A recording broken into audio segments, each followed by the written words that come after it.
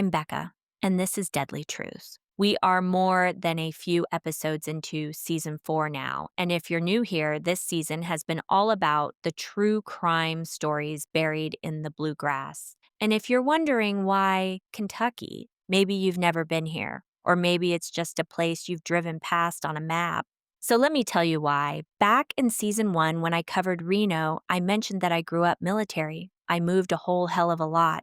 Reno is home now. Leavenworth was home once too, which became season 2. And yes, I detoured into the 1930s public enemy era because, by God, I love history. But Kentucky is personal. It's my earliest memories. When I was little, my parents were stationed there. We lived on post, but the bluegrass was my playground. I remember running through those fields, blowing dandelions into the wind, and eating wild onions with my little friends, smelling like absolute hell afterward. But those were good days, formative days. And Kentucky itself, it's rich with history, violence, beauty, folklore, bloodshed, tragedy, and charm all tangled together. Honestly, like most of the U.S., hell, like all of the U.S., but Kentucky wears its past out in the open, and it's gorgeous. If you haven't been, plan a visit. Meanwhile, keep listening, because today's episode pulls us straight into one of the most shocking crimes in early Kentucky sports history.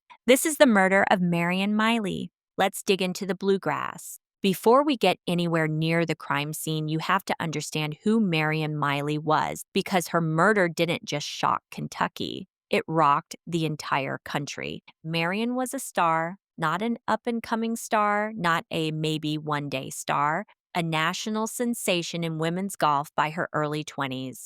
Reporters wrote about her swing like it was poetry. Fans lined the greens just to watch her walk, and every headline called her the same thing: the best female golfer America had ever produced. She had that thing you can't fake: talent, charisma, looks, a little fire, and a whole lot of drive.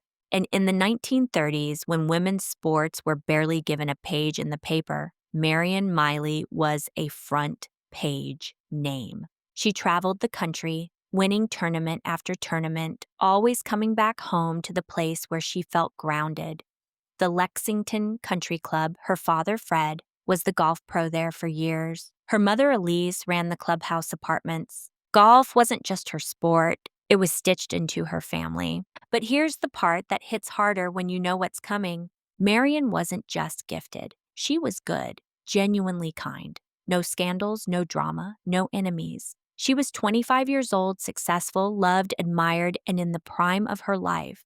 And that's exactly why her murder sent a shockwave through Kentucky, because nothing about her story, nothing about her life, suggested she was a target. She wasn't mixed up with criminals. She wasn't living fast. She wasn't taking risks. The danger didn't come from her choices. It came from somebody else's. Someone who looked at a country club safe and saw money. Someone who decided a robbery was worth killing for. Someone who walked onto that property in the dark and left a national sports icon bleeding on the stairs. But before we get there, before the gunshots, the screams, and the manhunt, we have to walk through the last night she was alive, because the timeline matters, the choices matter, and the small moves of ordinary people are what build the foundation of every crime. Let's go back to the night of September 27th, 1941, just hours before Marion Miley took her last breath.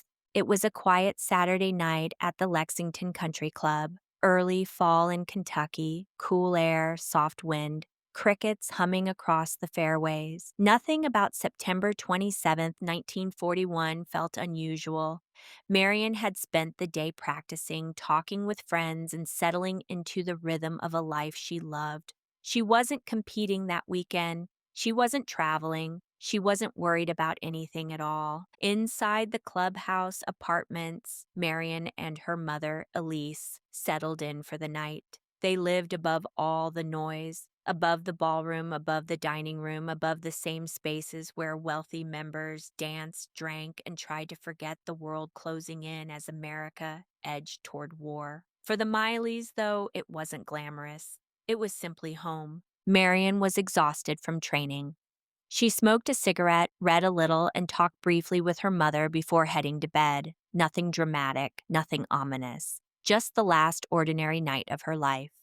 Meanwhile, three men across town were making a very different set of plans. They weren't master criminals. They weren't smart. They weren't organized. They were broke, desperate, and convinced that the Lexington Country Club kept thousands in cash inside its safe. Two of them, Raymond Cook and Tom Penny, were low-level troublemakers drifting from one bad idea to the next. The third, Robert Anderson, was the getaway driver. Not one of them could imagine the national outrage their stupidity was about to unleash. They armed themselves with cheap guns, a crowbar, and a plan that barely qualified as a plan at all. Slip in late, break into the office, grab the money, get out. That was it. But here's where everything changes. The men thought the club was empty, dark, dead silent. They had no idea the Mileys lived upstairs. They had no idea they were walking into someone's home.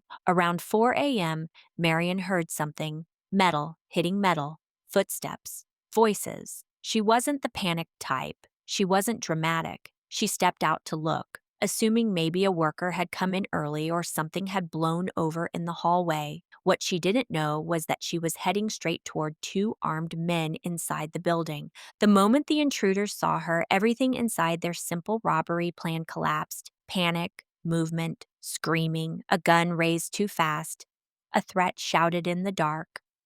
Marion turned to run. She tried to get back to her mother's room. She tried to get distance, but she didn't make it. The first gunshot cracked through the hallway, slamming into her abdomen. She fell against the stairs, stunned, bleeding, but still alive. Her mother rushed toward her, screaming her name. Elise Miley fought harder than anyone expected. She clawed, yelled, and begged, trying to pull her daughter back into the apartment. Another shot fired, then another. Elise collapsed beside her daughter. The robbers grabbed the money and ran, leaving behind two women on the staircase, one mortally wounded, the other barely holding on. When police arrived, they found Marion lying in her mother's arms, barely breathing. She was rushed to the hospital, but the damage was too severe. She died before sunrise. The country woke up to the news that America's most promising female golfer had been murdered in cold blood during a botched robbery at her own home. Kentucky was furious. The sports world was devastated, and the police were determined to hunt down every man involved. Fast. The manhunt that followed was one of the biggest in Kentucky's history. And it didn't take long before the three suspects started turning on each other. It was sloppy, full of finger-pointing, and exactly what investigators needed, because none of these men were smart enough to keep their mouths shut. By sunrise, Lexington was in an uproar. Police officers, detectives, state troopers, and even volunteers poured onto the grounds of the Lexington Country Club. The smell of gunpowder still clung to the hallway. Blood streaked the stairs. Scattered debris marked the frantic struggle of two women who had refused to go quietly. Elise Miley, shot twice, had somehow survived the night. Barely. From her hospital bed, weak and disoriented, she tried to piece together what she saw. She couldn't describe faces, but she could describe voices, the shapes, the jagged panic in the men's movements. For detectives, that was enough to know they weren't looking for seasoned criminals. They were looking for amateurs, impulsive, scared, reckless. The robbers had gotten away with roughly $140. That was the price they put on a woman's life.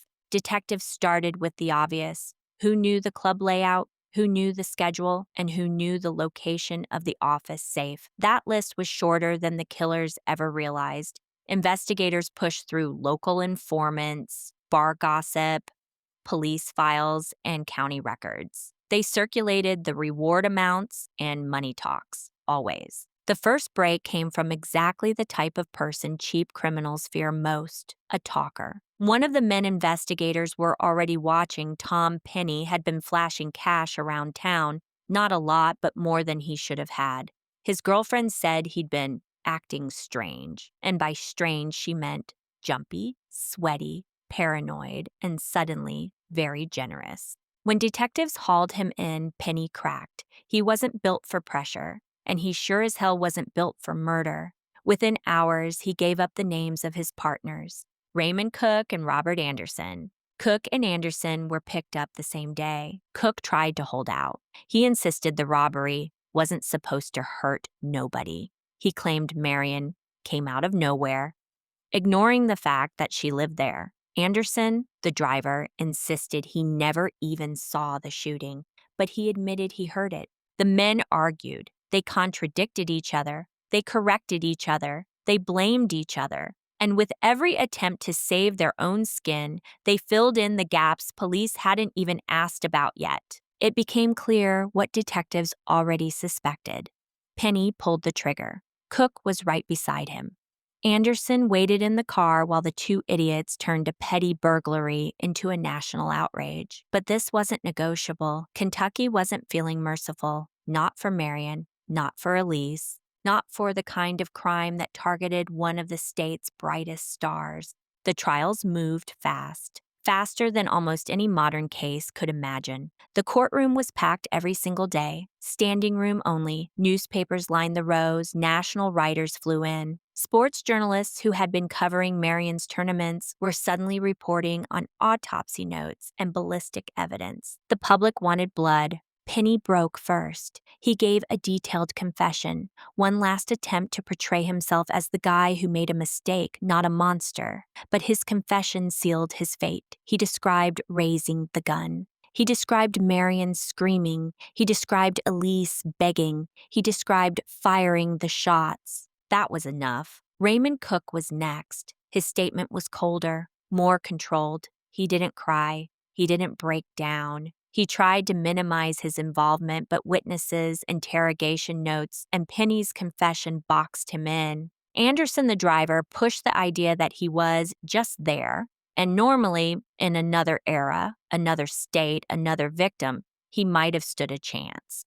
But Kentucky had made up its mind. This wasn't a robbery. This was an execution, and all three men were responsible. If there's one thing you learn doing true crime long enough, it's this. Some murders are committed by calculated predators, and some are committed by men who wake up every day with their lives already falling apart. To understand how the police broke this case open, you have to understand the layout of the Lexington Country Club, because the building itself told detectives half the story before the killers ever opened their mouths. The club sat on rolling green hills surrounded by trees and wide fairways.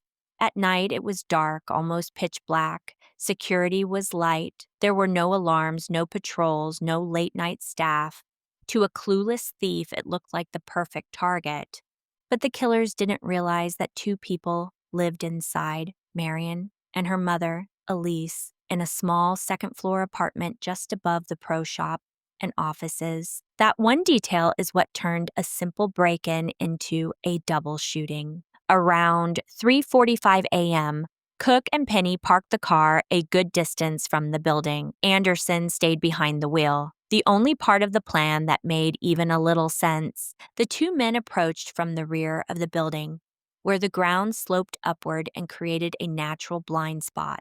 They carried a cheap revolver, a crowbar, homemade masks, and a bag they intended to fill with cash. Investigators later found the route they used: a patch of trampled grass, a knocked-over trash can, and fresh pry marks on one of the ground floor windows. They broke in through a side office window, fast and loud. They didn't even bother with subtlety. The crowbar marks cracked the frame so violently that neighbors across the fairway reported hearing a sharp thump, but nobody thought anything of it at the time. Inside, they moved like amateurs, opening drawers, rifling through cabinets, knocking things over.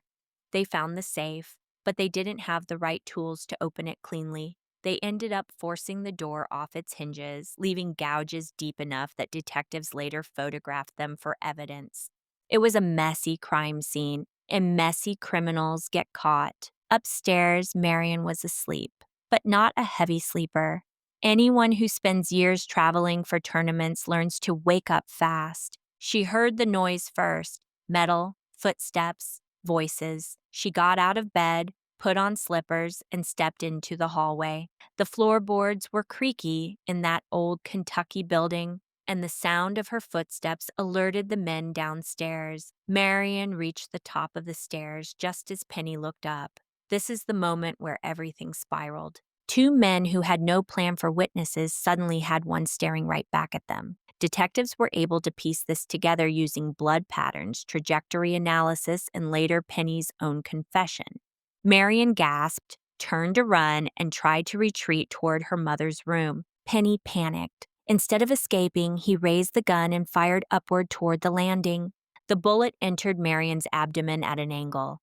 The telltale downward trajectory confirmed she was on a higher step than the shooter. Marion collapsed onto the staircase. Sliding partially down, Elise ran toward her daughter, screaming. She reached Marion's side. Cook, now terrified the robbery had turned into murder, shouted at Penny to stop, but the panic was already in motion. Penny fired again. One bullet hit Elise, knocking her back against the railing. A third shot, wild and off balance, embedded itself into the plaster wall behind Marion's head. The blood patterns matched this exact sequence: broad arcs on the stairs, smaller sprays where Elise fell, and one high-impact splatter where Marion hit the railing. Nothing about this crime was precise. It was pure fear, pure chaos. But the evidence they left behind was overwhelming. Footprints, fingerprints, smeared shoe polish from their homemade masks, safe fragments, loose change, shell casings. It was a forensic goldmine, even in 1941. Then came the real break, the money trail. Penny and Cook couldn't resist spending their cut. Cheap men with new money always leave evidence. Within 48 hours, police had their list of suspects. Within 72 hours, they had them in custody. Within days, they had full confessions, different versions, different excuses, but the same story underneath it all. And all three men's lives ended right there, long before they ever walked into a courtroom. Marion Miley's killers were broke, bitter, chaotic men who drifted through life looking for someone else to blame. Their pasts don't excuse anything, but they explain how a robbery this sloppy, this reckless, and this catastrophic ever happened. Raymond L. Cook was the oldest of the trio, and he carried himself like a man who'd been fighting life since the day he was born. Cook grew up in a poor, unstable home in Lexington. When you're raised on scarcity, surrounded by trouble, you learn fast that the world isn't coming to save you. And Cook learned all the wrong lessons. He had a rap sheet stretching back years before Marion's murder: petty thefts, break-ins, disorderly conduct, a few bar fights he never apologized for. He was known for his temper, quick to anger, slow to back down, the kind of man who believed a gun made him powerful because nothing else in his life ever had. Cook had bounced between jobs: railroad labor, garage hand, part-time mechanic, then unemployed. He drank too much, gambled too much, and trusted the wrong crowd. By 1941, he was desperate for money and angry at the world for it. When Cook heard a rumor that the Lexington Country Club kept cash in a small office safe, he didn't think about risk. He didn't think about who worked there, who lived there, or who might get hurt. He just saw an opportunity, a way to feel in control for once. And that need for control, mixed with his hair-trigger temper, made him dangerous the moment a gun got into his hand. If Cook was the muscle, Tom Penny was the mouth. He came from a similar background: working class, unstable, in and out of jobs since he dropped out of school. Petty theft was practically a lifestyle for him. He stole from employers, girlfriends, drinking buddies, anyone who wasn't paying attention. People described him as slick. Not charming, not smart, just slick. The type who talks big when he's broke and talks even bigger when he's scared. Penny drank constantly: cheap whiskey, cheap beer, anything he could get. And alcohol only made him worse, more impulsive, more reckless, more willing to cross lines he'd never consider sober. He also had a weakness that ultimately destroyed him. Penny couldn't keep his mouth shut. In the days after the murder, he bragged, he panicked, he spent money he didn't have, and he spiraled into guilt and paranoia. He confessed because he couldn't handle the weight of his own choices. And because men like him always think confessing will somehow make them look less guilty. And then there was Robert Rosenfield Anderson, the getaway driver, the man everyone forgets, but the only one who ever had a real shot at walking away from all of this. Anderson was older than the other two. He had a wife, children, a reputation for being quiet, steady, and hardworking, except when life knocked him down so hard he couldn't see a way out. By the time the robbery took shape, Anderson was drowning. Behind on rent, behind on bills, barely feeding his family, unable to find steady work during wartime shortages. His car was breaking down, his marriage was strained, and he was surrounded by friends who made survival look like a hustle. So when Cook and Penny pitched the idea of a quick, easy robbery, Anderson didn't see danger. He saw cash, food, a break, a way to prove he could still take care of his family. He told himself he wasn't going inside. He told himself he wouldn't touch a gun. He told himself he wasn't going to hurt anyone. But that's the problem with men in crisis. They lie to themselves first. And when the gunshots echoed across the country club grounds, Anderson knew instantly that everything was ruined. Crime was supposed to fix his problems. Instead, it guaranteed he'd never see freedom again. Put these personalities together, Cook's temper, Penny's mouth, Anderson's desperation, and you had a robbery that was never going to go cleanly. Too many weaknesses, too much fear, too much stupidity. And when Marion Miley walked into their path, they didn't rise to the moment. They broke. Cook panicked. Penny fired. Anderson ran.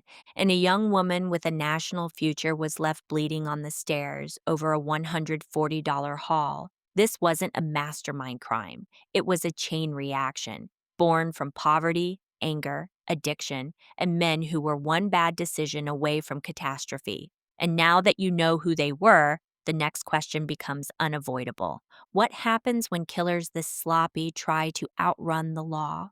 The jury agreed. The verdicts were unanimous. All three men were sentenced to death. No delays, no long appeals. Kentucky moved fast. Penny and Cook were executed by electric chair in 1943.